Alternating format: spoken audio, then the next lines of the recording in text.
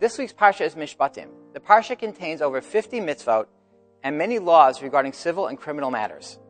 One of the most famous laws in this week's parsha is ayin tachat ayin, an eye for an eye.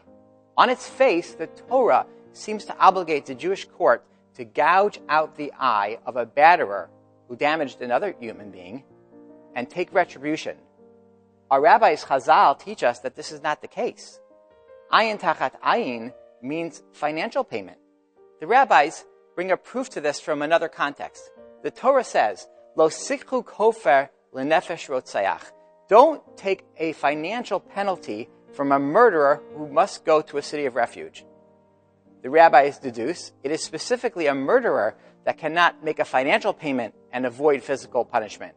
But another perpetrator, a batterer, could make a financial payment and avoid a physical punishment. Why couldn't the Torah keep it simple?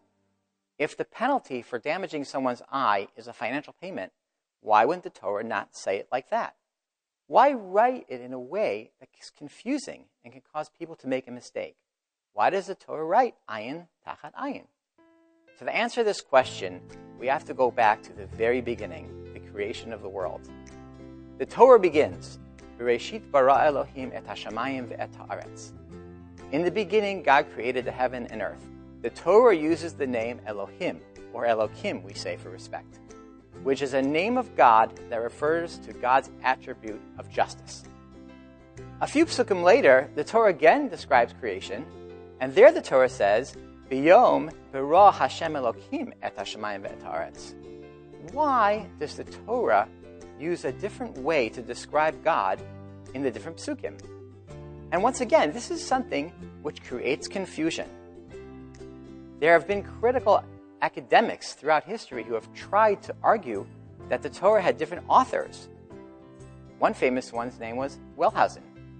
And it was based on this distinction that the Torah says, in the beginning, bara Elokim.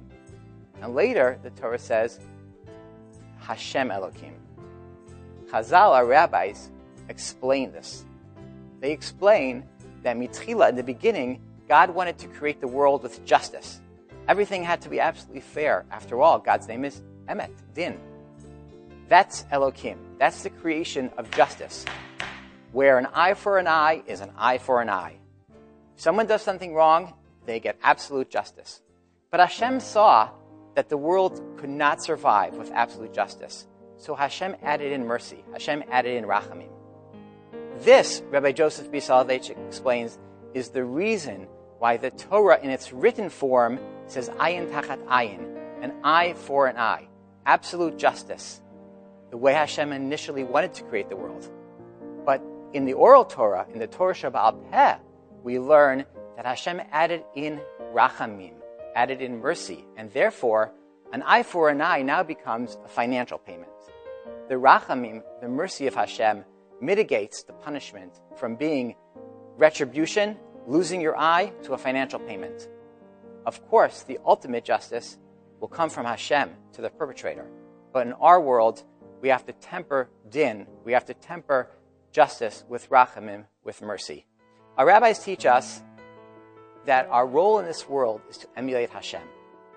The Torah here is teaching us that just like Hashem, in his creation of the world, initially would have created a perfect world of justice, but realized that justice in the world has to be tempered by mercy in our own lives.